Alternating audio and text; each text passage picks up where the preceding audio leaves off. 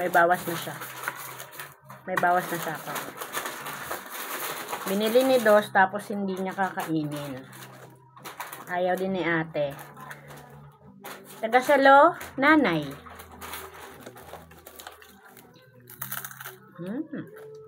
Crispy, ang sarap yan. Pero ayaw ko. Balak kayo dyan. Kainin ko to. Sayang 50. 50 yung kalaki. 50 ka. Kaya po. Asa kaya po? Kala ko lang sa sa palengke na sukit natin. Hindi. Sa kaya po, di ba doon tayo kami kanina? Anong oras na kayo nakauwi? Aga pa. 8. Past 8.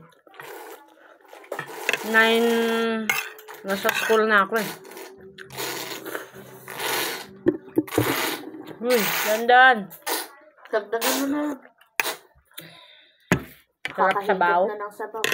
Dagdagan mo sabaw te. Wala naman kasing free. Spoon. Serving spoon.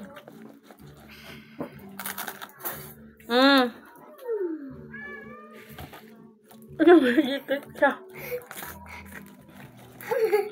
Ano kaya to? Try ko. Hindi. Sa akin lumidikit. Kanina konti lang. Kainin mo na yung rice. Mayro? Ay, yung bagoong masarap din yan. Bigay sa akin.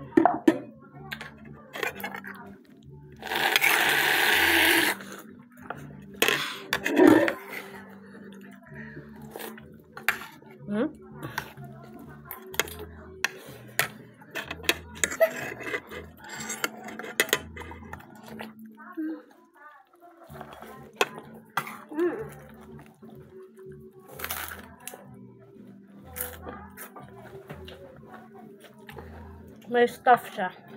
Ano? Yan nga ata yung nagpatamis sa kanya. Na may linga.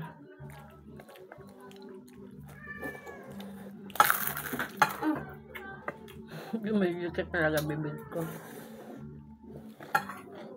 Magpaganto ka. Kumain ka na, ubusin mo na yung rice mo. Para hindi dumikit. Kumain ka na. Para makapaglaro ka pa bago ako matulog.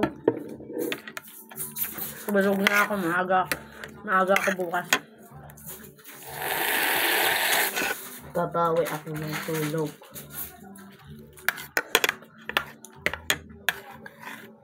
Makatabi ko si Ivan.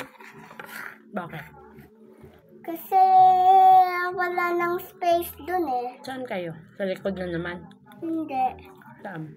Harap. Sarap kayo. Oy! Bakit may 3-star ka? Kasi nag-upo ng maayos. Ano pa?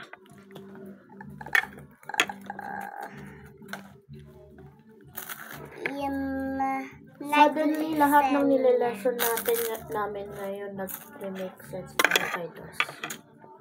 Na-observe ko sa kanya. Maintindihan mo na yan. Bakit sa ganyan? Bakit? Yun ang pinag-aaralan ni ate. Ano? Sa edad mo. Ay, may ano pa ako dyan. Yung peach mango pa yan. Kanina. Kasi nag-ano lang siya.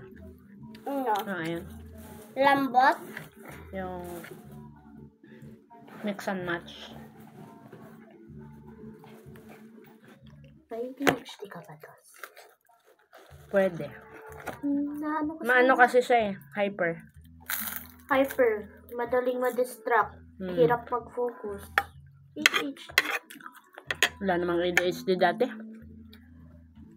Matalino lang siya. Tsaka siya, kaya siya madaling ma-distract kasi alam niya na nabobore siya pag alam niya na yung ginagawa. Sabi nga ni teacher niya eh, gagawin ko na lang siyang little teacher. Babasa ka, ikaw pinapalid daw magbasa. Opo. Para lang mag-behave siya kasi Hindi siya nagbe-behave pag wala siyang ginagawa. Hyperactive lang talaga siya. Yan ang anong teacher niya sa kanya.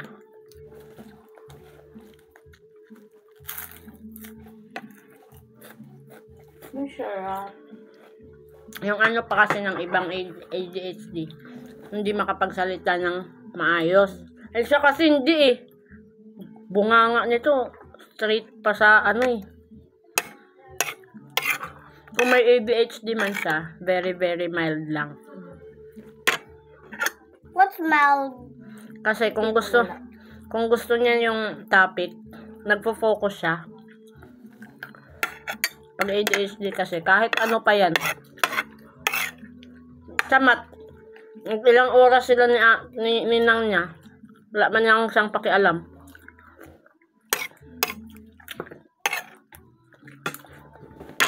Sarap.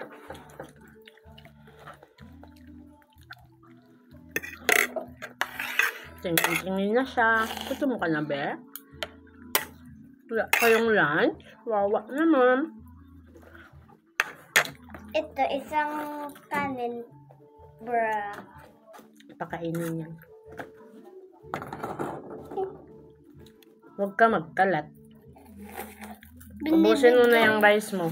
Binibigay ko yung pagkain konti kayo. Tuwing may lesson kami, sinas agad una ko naiisip. Bakit? Sabihin mo. Gusto niya ng buhay na patunay. Dalhin ko dito. Dalhin ko dito. Para alam niyo kung anong ang ano namin, struggle namin araw-araw. Bait-bait nga ito eh. Sabi ko na lang tuloy. So that makes sense. Sa edad lang talaga nila. Tinulungan sa kanina, luhod kami sa simbahan. Tapos may katabi, lumuhod din siya. May katabi kami na ano. Hindi naman ganun katanda. Nakaupo kayo? Hindi nga. Nakatayo. Pero siyempre nagluluhod niya ako. Gumaya siya. Nung pag, ano niya, tayo niya, tinulungan siya nung matanda. Sabi niya, salamat po. Kaya ano siya, kumbaga likas siyang mabait. Kaso, yung ano sa kanya, focus, saka yung hyper talaga. Ikaw din. Sabi ni Sir Matt, diba, wala kang focus. No, diba nagpatutor ka kay Sir Matt before? Pinatuturan ka ta dati kay Sir Matt, tapos parang 2 ulit lang. Tapos na ano niya na agad na wala kang focus.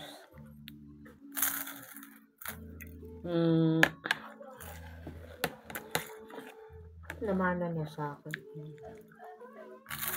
Kasi dami-dami na pwede mong mamana sa akin. Oy! Hindi ko nga rin napapansin eh. Araw-araw na ako nag-good morning sa mga guard doon sa akin. Dapat, ganun naman Pati talaga. babay ka na mo. Magulang, babay po. Ganun naman talaga dapat. Kaysa anuhan mo pa. Akala yung iba kasi entitled. Guard lang naman yun eh. Hindi naman dapat ganun. Kala mo bata kung baka babay. Babay po. Boy! Kahit ako eh. Kahit sa guard namin. Salamat po. Diba? Nakikita mo naman yun eh. Ayoko na mo. Gusto ko yun. Wala na. Wala na. Wala. Ngayon lang siya nag-ano kung kailan wala na. Ang tagal na maubos ah. Kakaumay. Hindi. Parang ganun. Hindi, pero parang ganun. Bakit pala niya pag hindi crispy?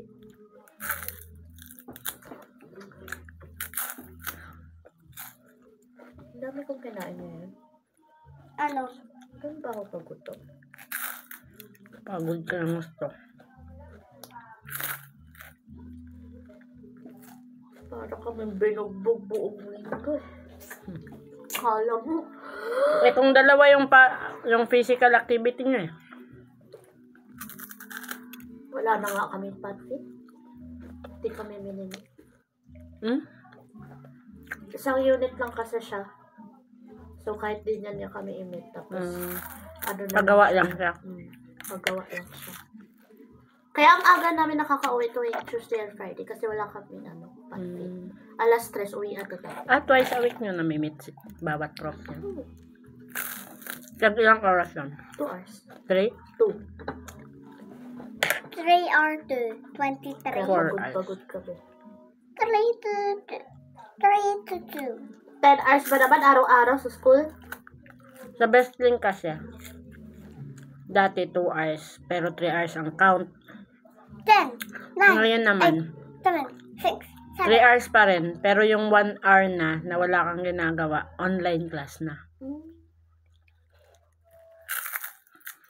Kaya nag-iisip ako kung magtuturo pa ako dun. Wala. Huwag na, yung extra ko pera din yun. Sayang din.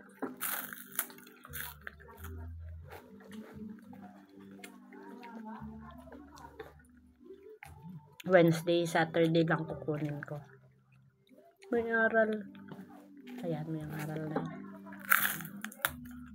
November pa naman start eh. Wednesday at Saturday. No, yun lang ang kukunin ko. Para Wednesday, andito ka para kay Dos.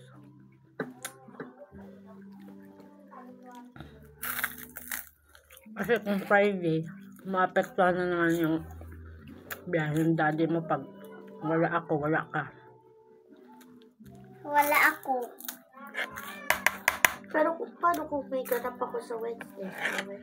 Oo, ano na, mapipilitan si daddy mo. Wala na siyang... Ay, huwag mong kainin yan ha. Lead yan. Ubus na yan. Akin na yan. Ubusin mo na yung rice. Para mapakain yung mga alaga ko. Gutom na yan. Satisfied na siya. Daming pagkain no. Ito pa. Hati kayo. Okay. Dapat nag-isa kayo niyan eh. Kinuha ng daddy mo eh. Daddy. Ubusin mo muna rice. Ubusin mo yung rice. Yung tura mo pangan.